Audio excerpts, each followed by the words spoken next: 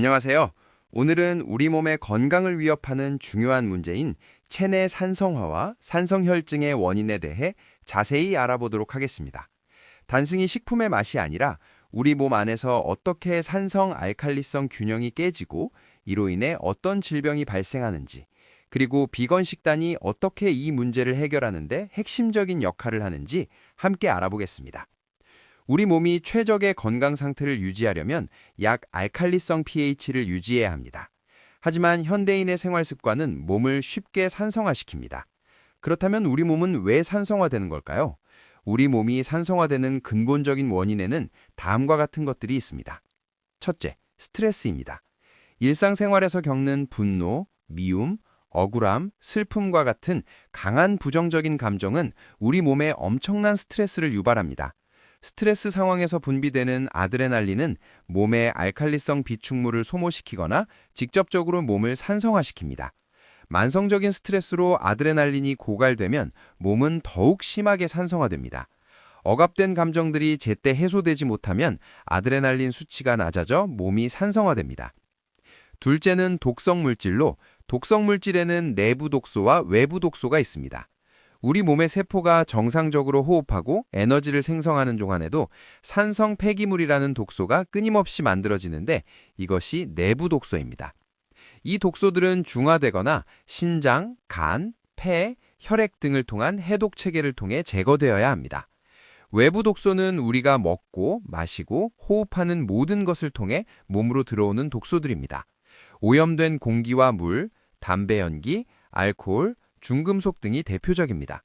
가공식품에 들어있는 향미증진제, 발색제, 감미료, 표백제, 보존료, 유화제 등과 같은 화학물질은 몸에 큰 부담을 줍니다.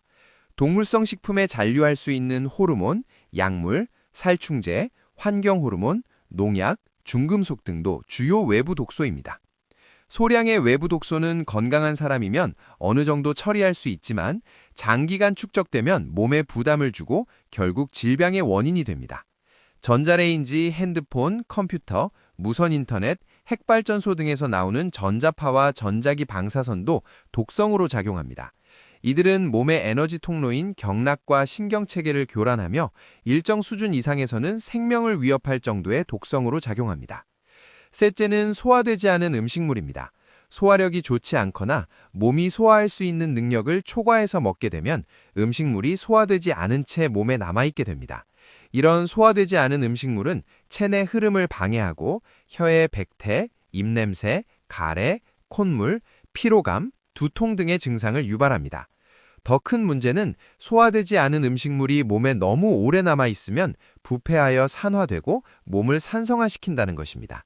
이는 활성산소가 많이 생성될 수 있는 환경을 제공하여 체내 염증성 반응과 질병을 유발합니다. 결론적으로 몸에 들어오는 독성 물질의 양이 몸이 처리할 수 있는 양보다 많아지면 체내에 독성 물질이 쌓이고 이는 결국 몸을 산성화시켜 다양한 건강 문제를 일으킵니다. 우리가 섭취하는 식품은 소화 후 몸에 산성 또는 알칼리성 잔여물을 남깁니다. 중요한 것은 소화 후의 상태입니다. 산성물질은 혀에서 시거나 톡 쏘는 맛이 나고 푸른 리트머스 시험지를 빨갛게 변색시킵니다. 예로 식초, 레몬주스, 커피가 있습니다.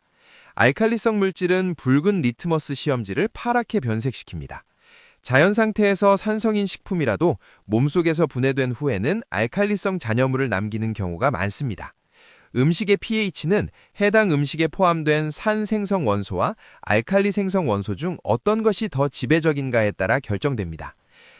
산 생성 원소는 주로 단백질에 많은 황, 인, 염소입니다. 알칼리 생성 원소로는 주로 과일, 채소에 많은 나트륨, 칼륨, 칼슘, 마그네슘, 철분이 있습니다. 대부분의 동물성 단백질은 화학 구조 안에 인과 황을 포함하고 있습니다. 이 물질들은 대사 과정을 통해 인산과 황산으로 분해되는데 이것은 몸에서 반드시 중화되어야 합니다. 단백질 대사 과정에서 생기는 또 다른 부산물은 요산입니다. 요산은 관절염, 특히 통풍성 관절염 발병에 큰 영향을 주며 신장을 통해 배출되어야 합니다.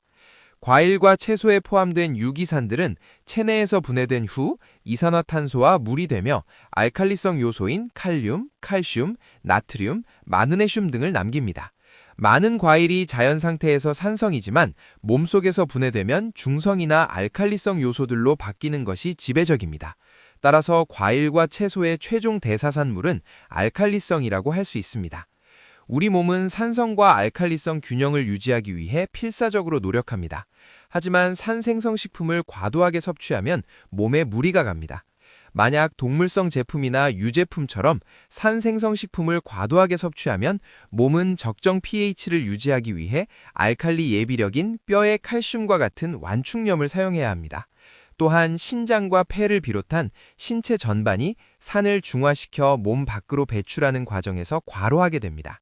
식사를 통해 충분한 미네랄을 섭취하지 못하거나 산성식품을 지속적으로 과도하게 섭취하여 신체 기관에 무리를 주게 되면 결국 완충염의 고갈을 가져오고 신장 등을 포함한 여러 장기의 기능 이상을 일으킬 수 있습니다. 이처럼 많은 다른 장기의 이상을 우리는 질병이라고 부르지만 그 근본 원인인 잘못된 식사로 인한 산성혈증은 간과하고 있습니다. 1993년 뉴욕의 의사이자 의학 박사인 윌리엄 하워드 헤이즈는 그의 책인 새로운 건강 시대에서 모든 병이 몸이 산성화됨으로 인해 생기는 자아 독화성에 기인한다고 주장했습니다.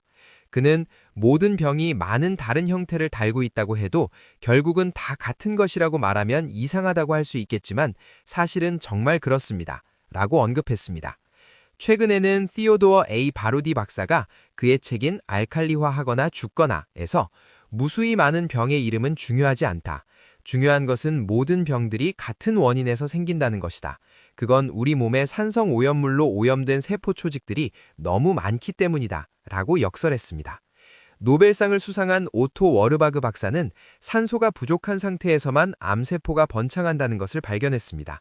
몸의 세포들과 조직들이 산성화되면 산소를 교환하는 능력을 잃게 됩니다. 이는 세포들이 제대로 된 기능을 할 수 없을 뿐만 아니라 암세포가 번창할 수 있는 환경을 제공합니다. 반대로 신체 세포들과 조직들이 알칼리성 상태에 있으면 많은 양의 산소가 있게 되고 따라서 암세포가 살아남을 수 없는 환경이 됩니다. 알칼리성을 띠는 조직에는 산성화된 조직보다 무려 20배 더 많은 산소가 있는데 이렇게 산소 풍부한 환경은 암세포의 성장을 억제합니다.